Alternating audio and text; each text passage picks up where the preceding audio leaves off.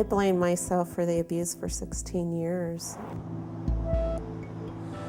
The police had been involved a few times, and at the time that the house was threatened to be burned down, I was able to get out a 911 call. 911, where's your emergency? The 911 call, I was on an open mic with my cell phone, so they were able to hear the incident going on and to hear the distress of my kids. So it did bring the authorities in, and I'm thankful for it. My relationship with my husband was over 16 years, and initially when we were dating, there were warning signs of domestic violence. Disrespect towards myself, anger, frustration, physical violence towards my cat. I knew my feelings that it wasn't right, but I didn't know what it was. My husband did try to change at times. The first time I did leave the marriage, my daughter was under a year old, and he did go through an anger management course. And it seemed like things were better through that anger management, but that was 14 years ago, and it did not. I think at that point, after 16 years, I didn't miss it. I felt like I had tried all the avenues to make it better, and it wasn't getting better. I blame myself a lot. I believe that's why I stayed in the marriage so long, is because I felt that I could improve things, I could be better, I could make things better. The event that finally led me to the Women in Crisis shelter was my husband had threatened to burn down the house and take his own life. That's when I did stay at the Women in Crisis shelter.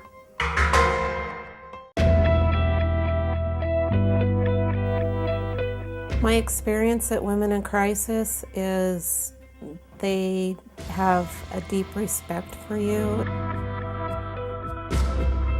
an appreciation for where you're at.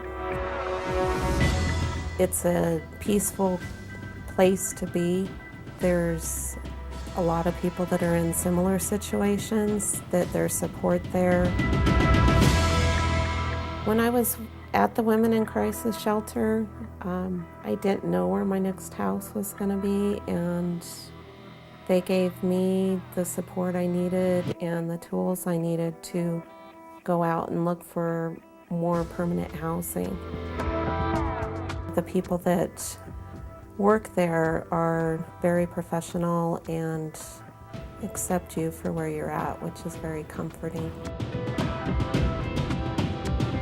The Women in Crisis was the safe haven that finally gave me that escape to get out of it.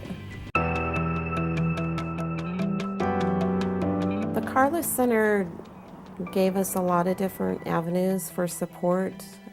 Initially, when my children started seeing their dad again, it was a supervised visit. It was important for the kids because it gave them a safe environment to get back into a relationship with their father.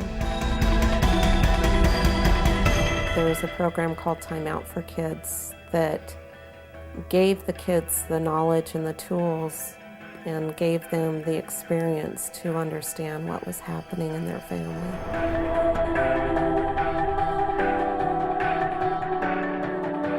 When I was in Women in Crisis, I was continuing my education, so I was able to and thankful for the ability to finish my school full-time. The most important thing I've gained is my self-esteem, my determination to make a difference in my children's lives and to become self-sufficient. And Family Tree has given me the resources and the tools to make that happen.